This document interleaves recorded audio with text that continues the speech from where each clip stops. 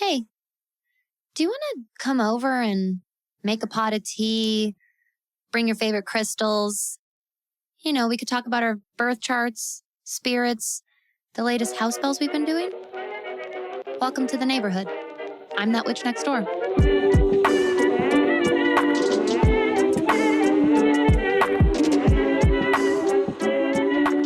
Hello, neighbor. Happy Wednesday. We almost said Moonday. That's how time feels right now. Mid-March 2025, does it not? Hi. Welcome to another episode of That Witch Podcast. If you've never been here before, hello. Welcome to our witchy little neighborhood here.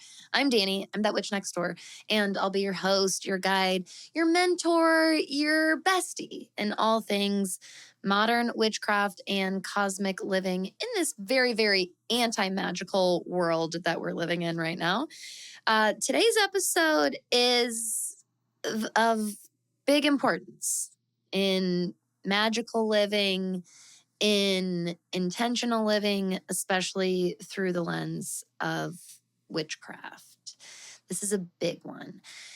And it's something that I think sounds a lot easier than it actually ends up being to really accomplish and anchor and sink yourself into. And it's also so foundational. It's kind of one of the main things that sets apart your early years practicing witchcraft for the first time in this life, at least, right? And your later more, or even just starting to become more experienced years as a magic maker and energy practitioner. And that is finding the magic in the everyday, seeing the magic in the mundane, in the daily, in the teeniest, tiniest cracks of the smallest details. This is something that we, for the most part, aren't naturally programmed to see or perceive anything in this way, especially in our modern cultures and most modern societies. This is a way of being and a way of thinking that very, very, very ancient humans did practice and did approach the world this way. So I want to first address that at this very, very beginning point here, because this is something that if you are at all like me, there's a little like crossroads we find here. On the one hand, there is immense wisdom that we can learn and take away from our ancestors. We're inspired by their way of living, especially as witches, as energy workers, as pagans. This is something that we are naturally very, very inspired by and in reverence of. And we get a lot of inspiration from. It's a way of not only connecting with our ancestors, but it feels like this reconnection to an even more natural part of ourselves. None of this is surprising in our very modern world by any means. And we can start to walk a little bit too far in that extreme. And we see those examples in our current world where people kind of blindly either try to live by or promote trying to live exactly like our ancestors did. Our ancestors didn't need to do that, but our ancestors didn't have to do that. So why should we? There's a billion reasons why we would have to do something and our ancestors didn't have to do something, and vice versa. Mainly because we are living in very different worlds. There are so many different factors to take into consideration. There's so much context to take into consideration. So there is this middle path that can be found, that can be walked, my friend. If you have found yourself at that crossroads ever, you are not alone in that. It's something that I think is really important to bring a little bit of awareness to, bring a little bit of light around, because a lot of us, especially if you're getting into this world, or you've been like here for a few years and you're really like making your way in this modern witchcraft and modern pagan thing, you are starting to see and witness examples of like, I don't want to subscribe to that. I don't want to be a part of that. I don't want to be a part of that harmful practice. I don't want to be a part of that harmful way or dangerous way of thinking, or an unethical way of practicing or being, right? You start seeing these different examples. One of them can definitely be in this, like, there's so much reverence and inspiration that modern witchcraft and modern magic has taken from ancestral practices and lineage. And not only has there been like tons of wild appropriation and exploitation and, quite frankly, mindless, uneducated practicing of traditions and rituals and rites, in totally irresponsible, unnecessary, unethical, unsafe ways. There's tons of that. I could give you all kinds of problematic modern witch, modern pagan behavior. And it's something that's important to educate yourself about. And it's something that's important to be mindful of. And when we're talking about this practice of finding the magic in the everyday and really seeing the magic in the everyday, finding our own connection to this concept of animism that we'll talk a little bit more about here in a second, we have to also be accountable and make sure that we're keeping our feet on the ground. We need to also make sure that we're staying grounded, that we're being realistic, that we're being ethical, that we're being safe, that we're being considerate. I personally believe that these are all fundamentals of the most successful and effective type of energy and magic work anyways. I think that when you don't take ethics into consideration, when you don't take responsibility and accountability into consideration, when you don't take safety into consideration for yourself, others, the world around you, this is when we see the most negative consequences. This is when we see the most negative experiences with this type of work. This is when we see the most negative or harmful outcomes or consequences from this type of work. So it is important. In fact, let me write this down. I'm going to also link the spiritual ethics episode with myself and Jenny SRP, because you know what? That's a really good episode to either refresh yourself on or dive into for the first time, because if it's one thing that so many of us who have been practicing magic and witchcraft for some time, I think that so many of us, at least the ones with our heads relatively screwed on straight, we would have gone more into and been even more mindful about like ethics and safety of energy and responsibility of energy, work and magic earlier on in our education journey. And most of us learned that the experiential, the carnal, the hard way, from not doing that, quite honestly. So I will say that, like, this is an important note that I really strongly want to mark at the very beginning of this episode, because again, I'm going to be talking to you about this belief in magic in literally everything throughout all of our universe. Every object, every creature, every fiber of this entire existence around us has an energy, has some form of life, some form of consciousness to it. Even if that's beyond our own understanding, it has its own. It's essentially this belief in animism. I think that this takes a witchcraft practice to an entirely new level that you feel so anchored into, that feels so personal to you, that feels so effective. And this is where people, I'm going to be very blunt here. This is where some people in the industry end up hopping aboard the Looney Tune spiritual guru train, go into crazy, harmful full on culty shit. And that's not what we do here. We're grounded. We are earth beings. We take all factors into consideration. And that includes practicality, safety, ethics, responsibility. You're a human first. You're a soul having this human experience, and your soul chose that human experience. You're obligated to this first. Our strongest attempts at bypassing our humanness and the humanness and humanity of others is often one of the most destructive outwardly and inwardly things that we can do. So, human first, and there is plenty of logic that we hold and we walk forward with, and we pair that with some faith, we pair that with some spirituality, and we pair that with our belief in magic. And this is how we step forward into finding the magic in the everyday.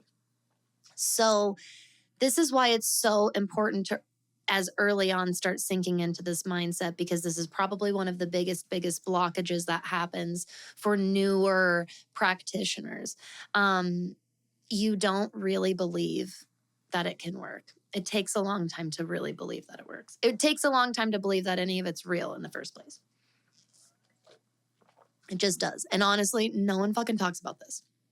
I don't hear anybody talk about this. I never came across anybody talking about this. If you heard someone talking about this, send them my way. I'd love to have a conversation with them on this podcast. Sounds like we'd have a great chat. I just remember,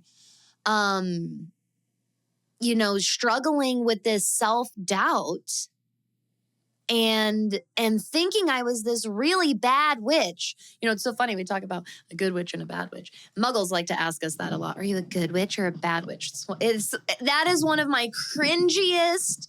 I hate that question so much. Just a quick shout out, or not shout out, PSA. Quick PSA to Muggles in all of our lives. Please stop asking us if we're a good witch or a bad witch. It's cheesy and it's not in the good way. Really, truly, when it comes to being a good witch or a bad witch, most of us are like, oh, I'm bad at this, versus I would like to feel good at this witchcraft thing. And I definitely felt very bad at being a witch for a super long time, for an unnecessarily long time. It didn't have to be that way for nearly as long as it was, by any means. And I compared myself to all kinds of people. I would get on social media, and it doesn't matter what platform you're on. It's everywhere. And this is like such a blessing and a curse, because I do not want, I'm going to be perfectly honest with you, I don't want most witchfluencers to stop. And I use that most very intentionally, because there's obviously some that I'm like, you should probably stop. You should probably not be doing this. But most, if you're putting out this you might not even post anything in your caption. I might have no idea who you are, but you post these beautiful pictures of your rituals and your tools and your home in the forest and these little close-ups of your cottage and stuff like that. Do those things trigger a lot of us into comparison mindset, because we compare it and we're like, oh, I don't have this. Of course it does. Of course it does. Let's be honest about it. But I don't want that to stop either, because I love seeing those pretty things. I will say that. And you can let yourself love seeing those pretty things, and you don't have to compare yourself to it. And your magic doesn't have to look what your brain is calling Instagram worthy. And by the way, your magic already is Instagram worthy if you feel called to sharing it on Instagram, by the way. So I remember doing stuff like rituals and spell work, and I remember being excited about it. I remember feeling called to it.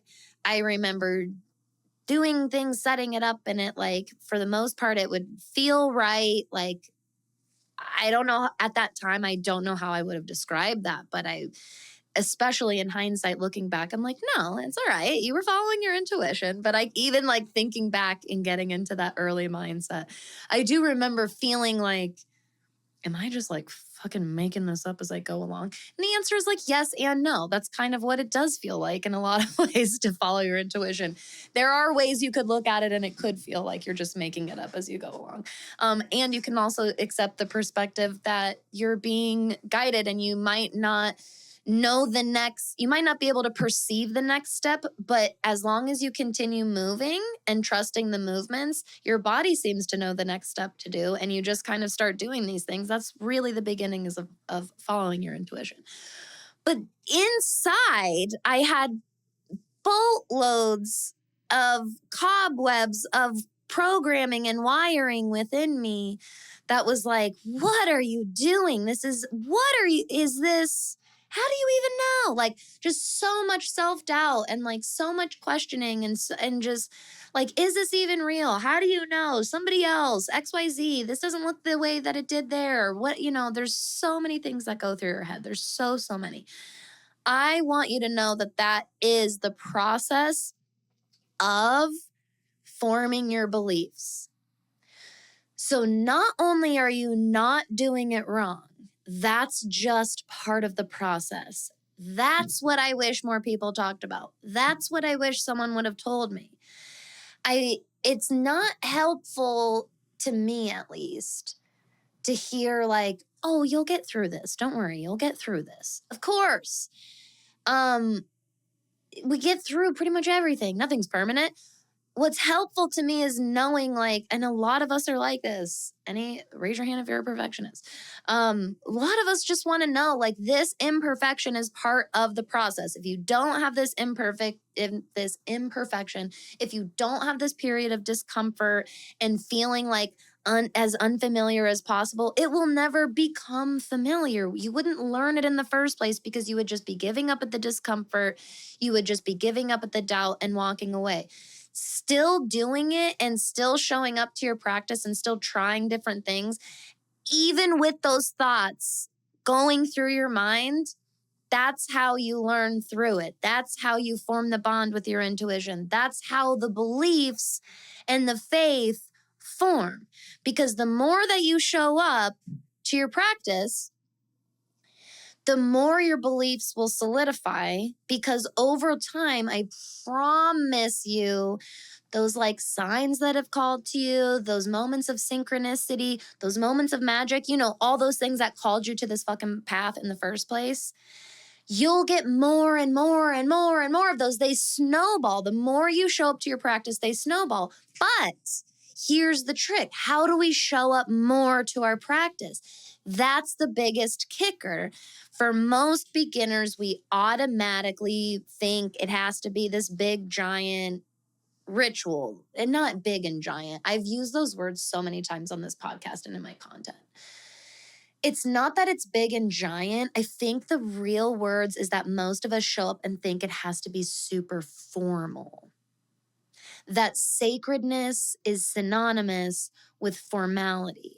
And I need you to understand that a ton of your ways you were raised about what's formal are rooted in a lot of traditions that are kind of harmful, quite honestly. There's a lot that I totally get and love about manners and etiquette, for example. And there's plenty of fucking horrible harm that has been done to human relationships throughout history because of our extremist manners and etiquette practices that we've had before. So our idea of formality can come from practices like that, can come from beliefs and historical context like that. So we show up to our practice thinking that we have to be super formal in order to be sacred.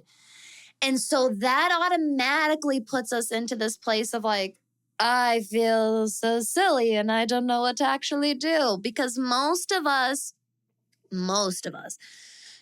either don't come from that type of formal training, if you will, in your childhood, quite honestly. Or if you did, you are one of the people, especially if you're listening to this podcast, you're probably one of the people who you might have been raised in that, but it never felt right. You rejected it early on. There is a wildness in witchcraft. And many good witchcraft books will talk about your wildness. And it's our reconnection to our wildness. It doesn't mean we fully abandon our logical selves. We don't fully abandon our practical selves. This is why being grounded is important. But there is a wildness that we reconnect to. And in order to do that, there has to be this level of actually rejecting formality. We also bring into this practice the ideas and pressures of formality and traditions because of religious programming as well. And we have been raised to synonymize, is that a word? I'm going to use it. Spirituality with religion, and they're not the same thing. They are standalone concepts. You can turn your witchcraft into a religion. There are lots and lots of religions that utilize spirituality. There are plenty of religions that have obviously exploited spirituality, and this is where a lot of religious trauma and wounds obviously come from. And spirituality itself is its own standalone. It can be paired with religion, but they are not mutually exclusive to each other. So a lot of our approach to witchcraft, we bring in religious baggage.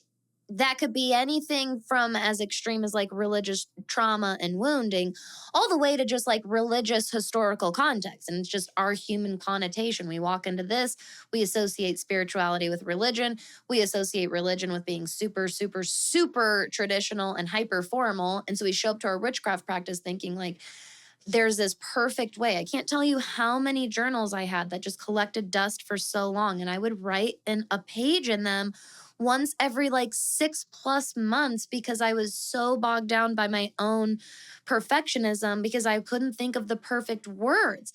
And I knew that my words had power. I was definitely learning that in the books that I read and like these concepts I was learning. And so I was terrified that if I didn't use these perfect words, that I would anger the universe. I would anger the gods.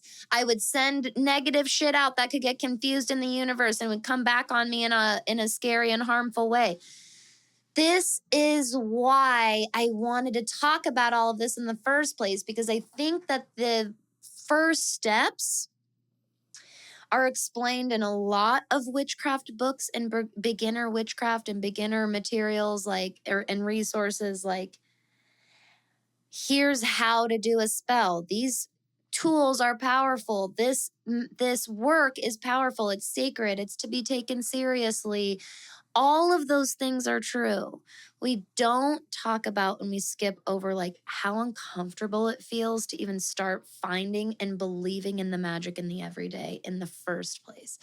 And so this is why I talk with you all the time on the podcast and give you suggestions all the time for opening up your own unique connection and conversation method with spirit, source, creator, universe, God, your spirit teams, your guardian angels, your higher self, whatever terminology, and that could be multiple of those words. It could be all of those words. It could be one of those terms that fits for you, but opening up the connection with the bigger thing, bigger than you, the higher power. That is the most important first thing you can do before you can even allow yourself to see the magic in the everyday. When I started just showing up to my practice instead of I have to do a ritual today, right? Because there's that formality, there's that tradition. I have to do a ritual today. That's what means I showed up to witchcraft today. No. Do you know what it means for me to show up to witchcraft every day? Is to be in communication with spirit. Period. That's it. To be open to my communication with God, with universe, with source, with magic. That's it. How I do that looks different every single day. I mean, there's definitely these common routines that I have found. And I'm going to share those with you. I'll share with you like what's helped me and like my tips for like really developing this and stuff like that.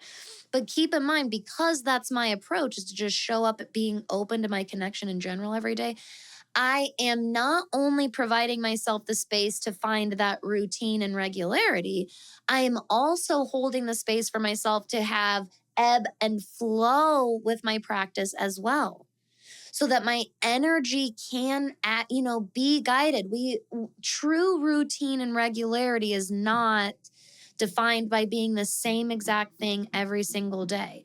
Really, what it is cycles within cycles within cycles, and so on and so forth. That's really what regularity is to me, and that's what astrology teaches us. All these cycles within cycles within cycles. And so this small but mighty mindset shift was easily like one of the biggest factors in me really finding my own way to anchor into my version or my views, my perspective that is animism. And just to like give you a definition here. Animism is the belief that objects, places, and creatures all possess a distinct spiritual essence.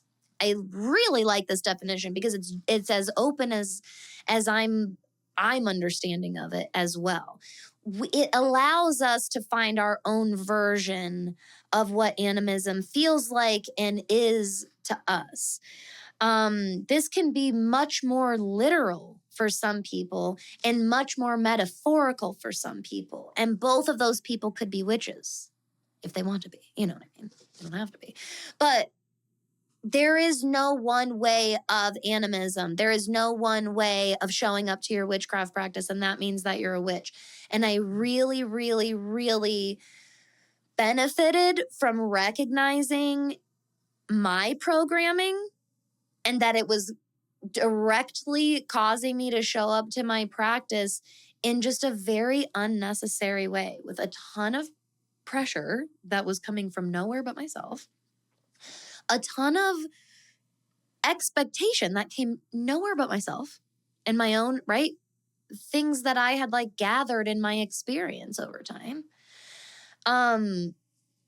Sacredness, respect, reverence, responsibility, accountability, these important foundational energies that you really do show up to in your witchcraft practice, they are so fundamentally important.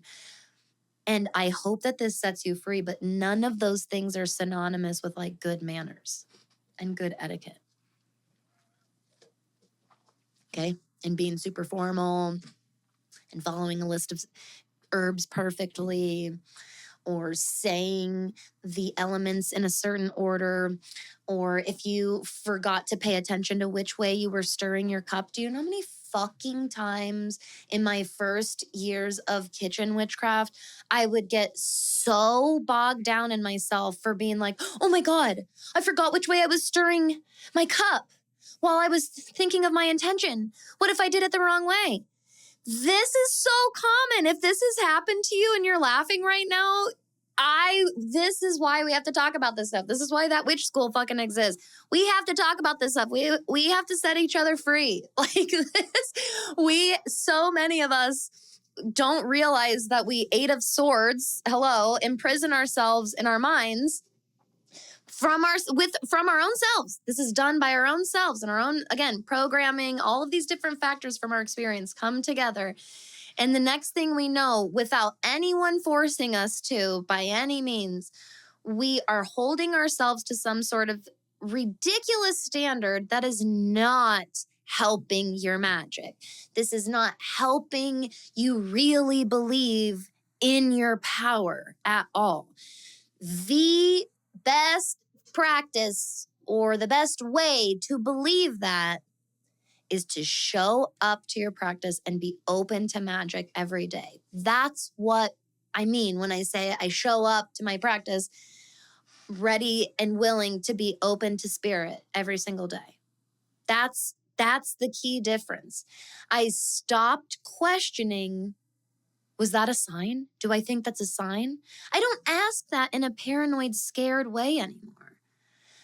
I just see the magic for what it is when these things come to me in my waking life, in my dreams, in any symbol that crosses my path.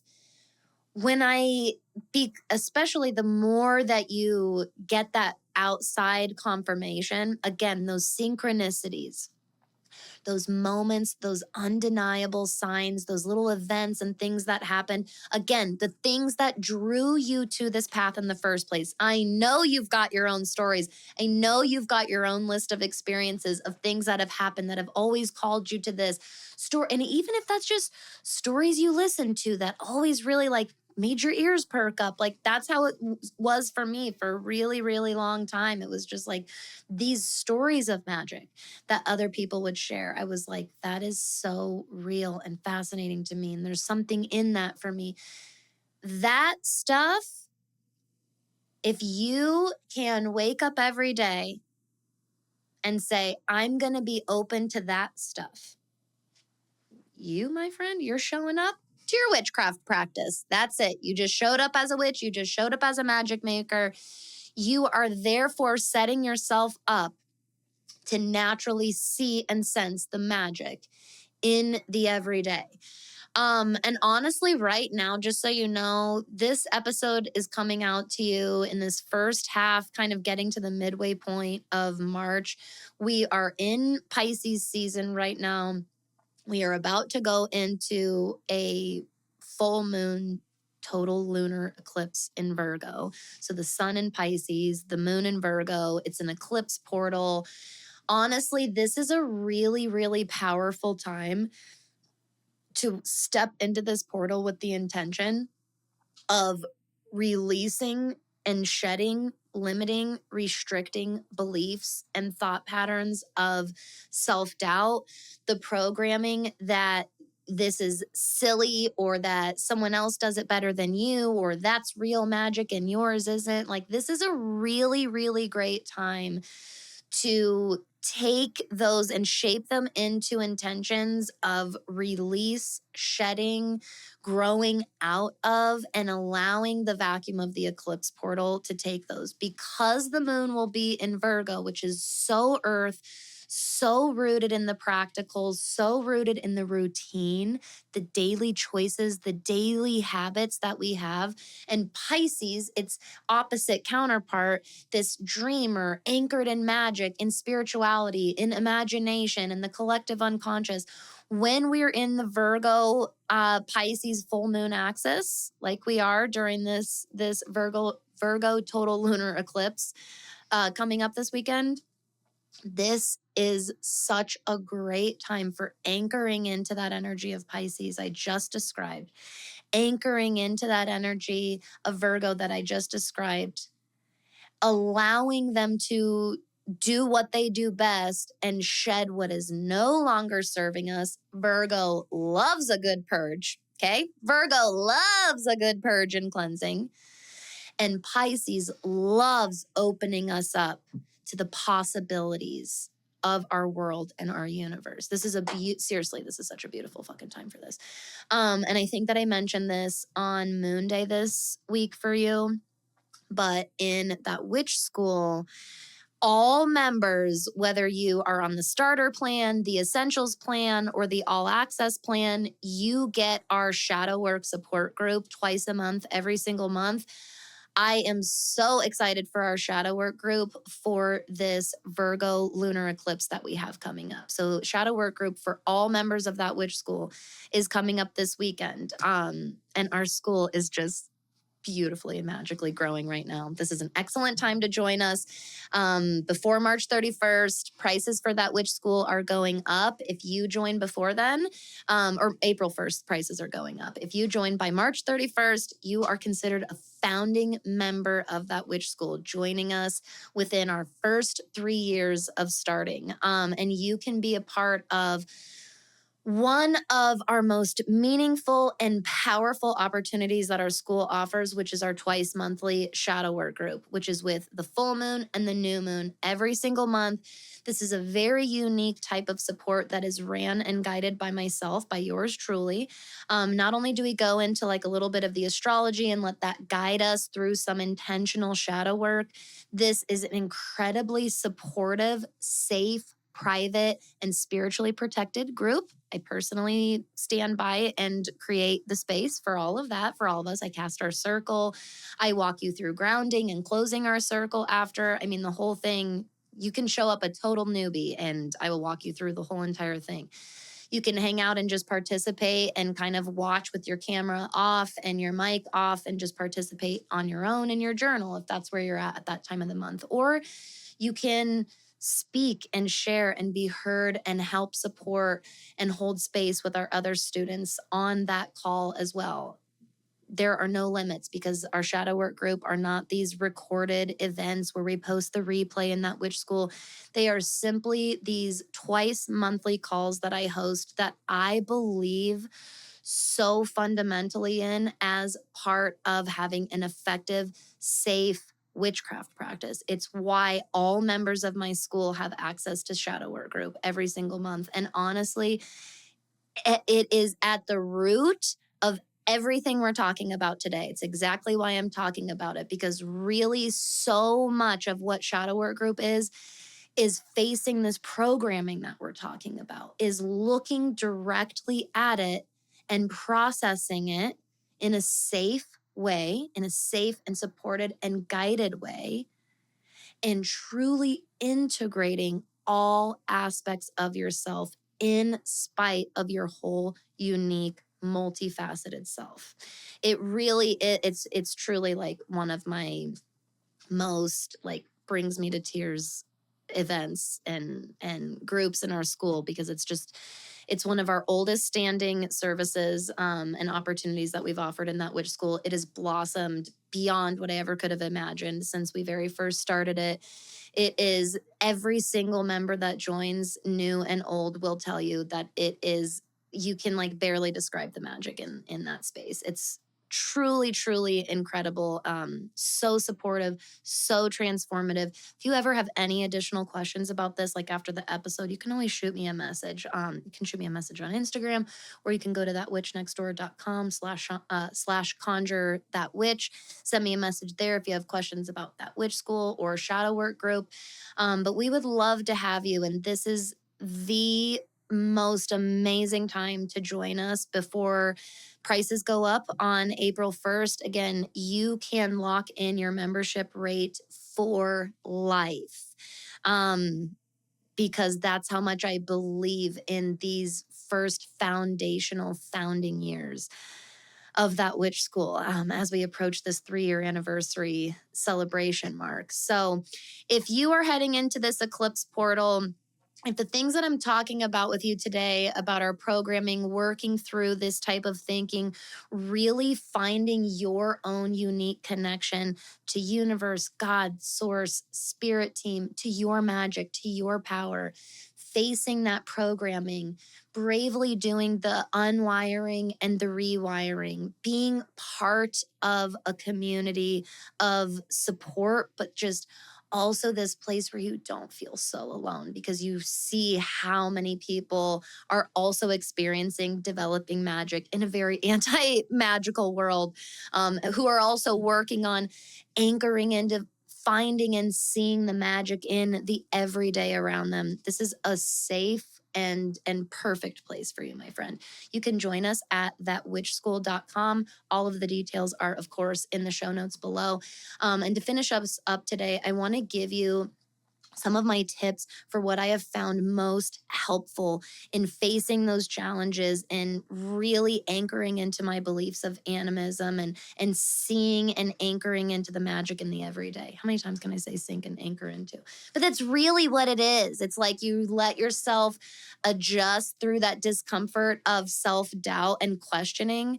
And you sink into and find this comfortable place for yourself. And you're like, oh, not only does this fit and feel right, I kind of realized I've been resisting a natural mode of being, a natural mode of thinking. That's why I started this whole episode out by speaking about our ancestors first. There are deep, deep, deeply rooted parts of our biology that are set up and ready to perceive the world this way. Some people, like I'm calling it animism in this episode, you could also call this the sixth sense that we've all talked about before, we've all heard about before. Seeing that sixth sense or sensing that and experiencing that sixth sense.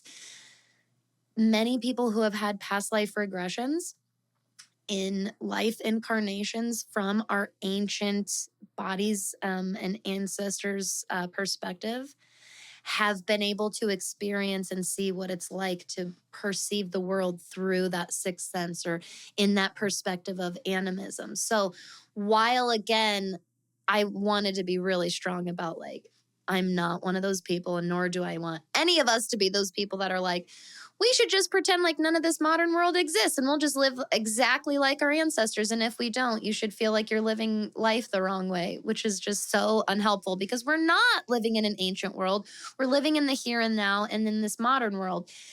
But those ancient parts of us, parts of our biology, parts of our brain do exist. When we can get our modern, present, wiring view, like this version of ourselves that is clearly chose this time in space to be born and experience human life in. When we can get that part of ourselves and that part of our brain and body on board and in sync with some of the most fundamental parts of ourselves that were developed way longer ago than we can even perceive, we can really find a lot of ways to unlock so much of our brain's capacity, so much of our skills, our coping skills, our growth skills, our ability to move through challenge, our ability to expand what we're good at, what we enjoy.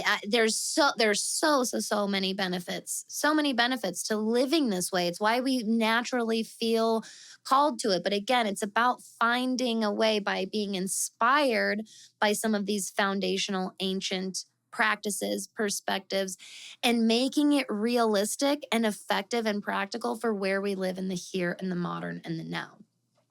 What I have found the most helpful in doing this are the conversations with my gods, my guides, my higher self, and the objects around me. Straight up, I'm just going to be honest. There's no way to not sound a little bit crazy saying that, but it's the truth. I really try to treat things. I don't even have to really try anymore. It's more of just like I allow myself at this point, because the stages of this happening are at first it feels a little silly treating objects this way, like it has an energy to it. Because so many parts of ourselves are telling you that's silly, that's nonsense. So that's the first stage. Once you get past that stage, it becomes more about like allowing yourself to do that, because then the next step of acceptance is like, okay, I've accepted that I believe this, and it works so well for me, because it connects me to my belief and my practice of magic. But I know that other people don't believe this or see things this way. And so now you find a way to move through the discomfort of accepting that others might see this differing belief and therefore differing life practice that you have. Do I talk to myself out loud all the time or to different objects? Like when I've said this a few times on the podcast, when I put my daughter's toys away, I really do this I've done this since I was a little girl. I do this with respect. I don't pick up her doll by the hair and like throw it across the room. I really try to treat these objects with, and this is why you can look at it as literal animism, these literal spirits living within them. If that works for you, this is something that works for me. It helps me magicify my life. And it makes sense for me. those objects have energy in them. When I respect that energy, it radiates out back to my daughter who plays with them. I'm also modeling for her, if you look on the other end of the spectrum, the more figurative or metaphorical perspective in all of this, I'm just modeling how to treat things that we value. And if we own it, we should value it and we should take care of it. So this is where like you can find yourself on any place on this spectrum. I'm giving you some of like my story along the way, some of the way I look at this. I really want you to look at this as allowing your own unique understanding of animism, the sixth sense, the energy living and existing in all things, objects and creatures all throughout the universe. I want you to let yourself find and connect to your unique understanding of that, your unique beliefs. Let yourself move through your own, those discomforts, like I said, as you find your way to belief. But you don't have to end up believing what I believe to know that you've made it. You know that you've made it when, oh, that's a good, how do you know that you've made it there? You know you've made it into that effective mindset for yourself when you believe, and it's even more than belief. You know all of this is real, this magic thing, this energy work thing.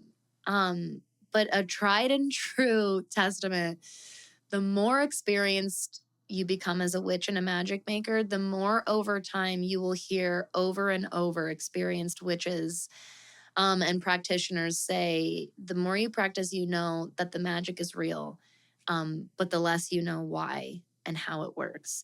This is why I tell you that it's silly to get whisked away in the fear mongering about eclipse energy, because eclipse energy is chaotic and unpredictable.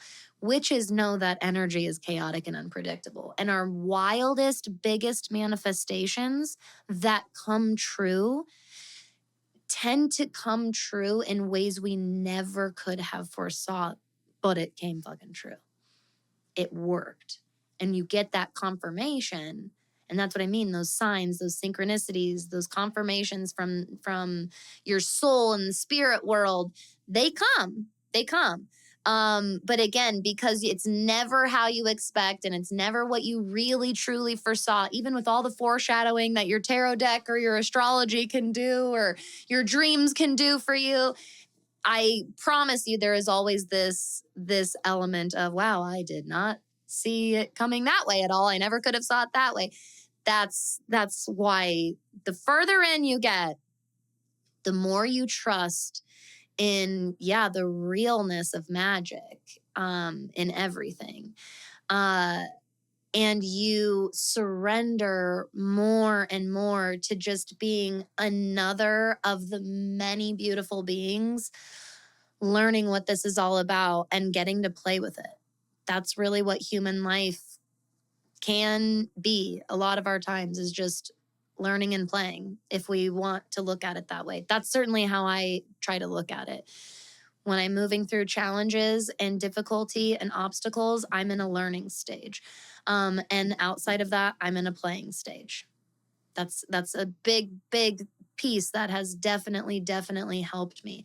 Also, visualization and meditation practice in general, probably one of the most helpful things that you can do to build this skill and build this practice. The more you practice visualization and the more you do different types of meditative work, the easier it is to get into that state of mind. And so this is why, doing some guided meditations can be good. But if you are a person who like falls asleep the moment you do a guided meditation at night or whatever, you might be like, I never really find a lot of help from those things. Moving meditation, okay? Moving meditation, listening to guided meditations while you're doing art, chores, tasks, driving, although be a little wary, especially, because you're operating heavy machinery, obviously. But moving meditation can be way helpful for anyone that struggles with that. And by the way, anyone that struggles with meditation in general, I put the link in the show notes below for our kind of meditation myth busting episode that we did on That Witch podcast. Super helpful for anybody who struggles with meditating, because I promise there are some practical ways you can approach this and help this practice for yourself big time. But really, it's the art of noticing and observing. I mean, being willing, when I say showing up to your practice with an open mind and an open heart and being willing to be open to your connection with the universe that day, what I'm describing is the art of noticing and observing. And this is one of the best, best learning tools and practices as a witch. Notice and observe. Write it down. Or, like I said, talk about it out loud with your guides. What did that mean? That hawk did just fly over that way. Can you share more about that message with me? Or just talking about it and observing it. This hawk just flew over me. I felt this rush from the bottom of my belly as soon as it did. Or I had these little like goosebumps on the back of my arm as soon as I saw that. Just noticing and observing alone and doing that regularly, because again, you're showing up with that open mind each day. That art of noticing and observing that's what adds up the most over time. And then you've all of a sudden, months or years later, you realize I feel this sense of connection and confirmation from the universe when I see a hawk fly over. That feeling's not unfamiliar to me. I know this is confirmation from the universe now because I've noticed that and I've observed my feelings and my experience around that so many times because I've showed up with this open mind to my connection with the universe each day. You see how these things are like fitting and rolling into one another? Into this is mind, body, then soul connection. This is paying attention to the connection between your mind and your body. Important step. Your body is another part of your experience, showing up to connection from the universe. Your body is one of the biggest connections to both this earth and to the universe. Okay. Your soul is like the bridge. So, paying attention to your human body, your sensations, like your somatic feelings and practices and experiences, so powerful. When we form the mind body connection, this is this open gateway to the mind body soul connection. Much easier. And then when we step through that door, it really helps us step into the mind body soul connection and understanding of our universe, okay, and that anchoring into the magic within all things, outside and within ourselves as well. And not finally, I have a little list of books here I'm going to give you lastly, but my last practice type tip here is my elemental magic. We'll be doing an episode on elemental magic next season, actually, which will come in a little bit here on that witch podcast. We'll definitely be diving into elemental magic. The reason I put it on here is because the truth is that the elements and working with the elements is so natural, so familiar to us, and so universal to humans, regardless of beliefs, practices, backgrounds. I mean, seriously, this is how universal the elementals are. They're some of the most elemental. Duh. They're some of the most elemental things in our world. Yes. They're some of the most foundationally universal concepts in our entire existence. That type of magic and that type of noticing fire energy, air energy, water energy, and earth energy inside and outside of myself.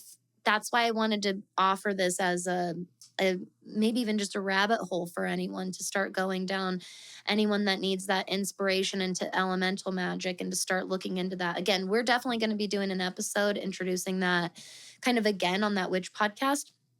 We've done a little bit about the elements in our earliest episodes. But we're going to get even more intentional about using the elements and working with them in our witchcraft practice in season 8. But for now, combine this idea of the elements and elemental energies and practices with this concept of the art of noticing and observing and being open to our experience and the meaning of that experience. Be open to those things kind of naturally coming together for you over these coming weeks. I promise it's a much more natural mode of living and being and therefore practicing your magic than it might sound. It might sound like something like, oh, Danny, I need you to give me a how-to on that right now. It might be cool if you even start opening yourself up to that now, so that when I do drop that episode in season 8, I wonder what kind of ears that will be falling on for you. I wonder if you'll be even more open at that time. So I definitely felt called to throwing it on here. Now, I wanted to finish by giving you some of my favorite books that have helped me with this mindset of finding the magic in the everyday. First, these are in no particular order.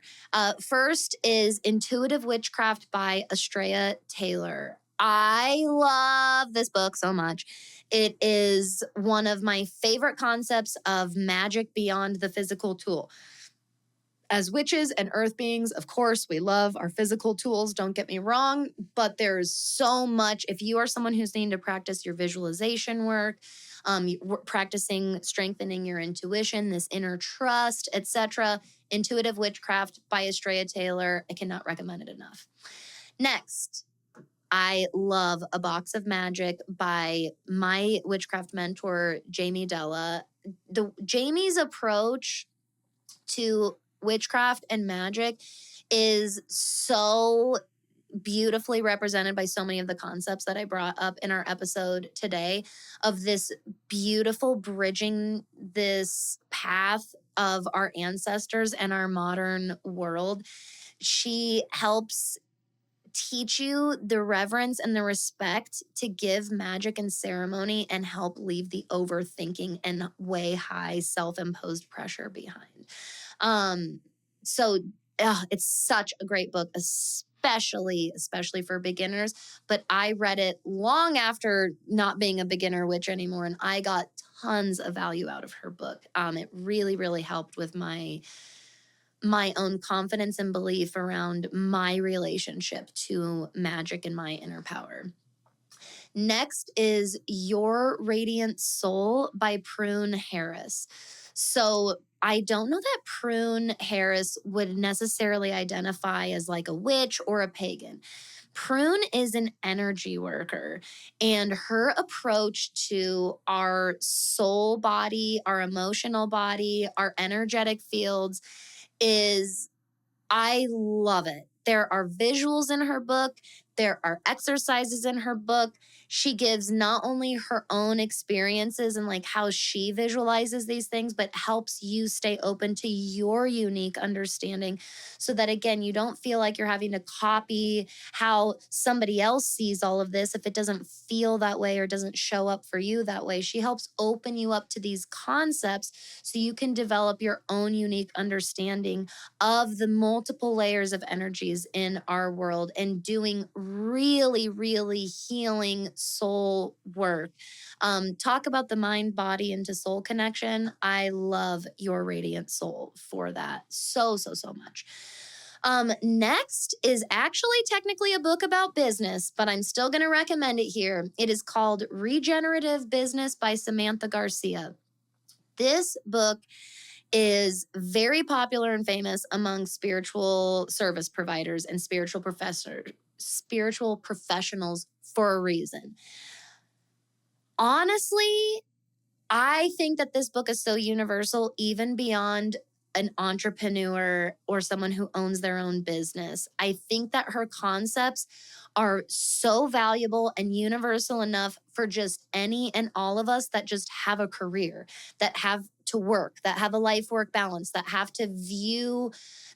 to take our spiritual beliefs and find a way for our career and work life and responsibilities to fit into that. And that's what regenerative business has very, very much been for me. I love it for this. It is totally transforming how I show up to my business and helping me very much rewire what I've been conditioned to believe a business owner and entrepreneur has to look like. And it is, oh my God, my abundance mindset has like expanded tenfold since reading this book. It seriously, I cannot recommend it enough. Again, you don't have to be an entrepreneur. You could totally reframe some of the things that she talks about for just career and livelihood and professional type work in general. Next is The Little Work by Durgadas Alan Duriel. I'm so sorry. I really, really love this person. I've always followed you on Instagram and I love your work. And I'm very sorry if I'm pronouncing your name incorrectly. The Little Work is exactly what it sounds like. And it is this practical, simplified, no to low pressure approach. It's really exactly what we talked about in this whole episode today. It's this opening ourselves up and showing up to connection, to the magic, and being open to seeing it and being open to working with it. And it's a wonderful, wonderful way for anyone wanting to practice daily witchcraft and spirituality without feeling like they're putting something on their to-do list or they're putting pressure or expectations on themselves to do so. And finally is The House Witch by Erin Murphy Hiscock. Now, The House Witch, if you haven't heard of it, you may have heard of her other book called Green Witch. And she has one more called The Witch's Book of Self-Care. Honestly, all three of them are amazing. I recommend all of them. Here's why I specifically put House Witch on here. This is super helpful for this animism thing, especially when it comes to the energies and the spirits within your home. And this is one of the best places to start really developing these beliefs and these philosophies yourself. The more you nurture that animism and that belief in the magic and the everything here at home, the more it blossoms and radiates outside of the walls of your home. So house magic in general is a wonderful place to start. Her book is this great, simple, not overwhelming, but still very informative and effective way of approaching housework as a witch, especially if you never have before. So I hope that I kind of overloaded you in the best way. I hope that you're feeling like you're walking away today with some inspiration, with an armful of resources, maybe feeling a little more seen and understood, especially if you struggle and any of your beliefs, like really, really feeling aligned with your beliefs in this magical thing. I know how it feels to feel called to it, to know you're practicing the right path, and then doing the things and feeling like, is this silly? Does this stuff even work? Crap, am I a shitty witch if I even have these self-doubt questions? You are so not alone. It is not just a common occurrence, it's a necessary part of the process. And again, those of you that are really, really prioritizing developing your lifestyle as a modern, cosmic, seasonal living witch in a very anti-magical world, we would love to have you over at that witch school. If you sign up before March 31st, you can lock in your membership rate for life. You can join us as early as this coming Saturday for our total lunar eclipse shadow work group, which I'm sure will feel it always does. It always feels so nice and supportive having shadow work group to look forward to in the middle of eclipse season. I'll tell you that much. I absolutely love it personally. And I know my students do as well. Again, if you have any questions on our episode today, that witch school, anything happening in our witchy neighborhood, I am always just a DM or a message away. You can hit me up on Instagram at thatwitch.nextdoor. You can send me a message at thatwitchnextdoor.com/conjurethatwitch. You can join me in that witch school by going to thatwitchschool.com. And please, if you loved this episode, if you learned something, if you know another fellow witch practitioner, pagan that could benefit from what we talked about today, I would be so grateful if you would share today's episode with them and help us continue growing our witchy neighborhood here. Thank you, thank you, thank you, neighbor, for being here, for your energy, your time today and every day. I am with you in this wild ride that is 2025, my friend. I can't wait to see you next time. Have a wonderful rest of your week and weekend. Make sure, my friend, that you're out there, that you stay safe, you let yourself keep having fun, and of course, stay magical, my friend. Did you get something valuable out of today's show? Here's how you can help continue to grow our magic. First, you can head over to Apple or Spotify and leave a 5-star rating and review. You can also share a shout out on your social media page and make sure you tag me at thatwitch.nextdoor. And of course, you can just tell a friend that you think would enjoy the show and send them a link to the episode. Thank you so much, neighbor, for your support. I'll see you next time.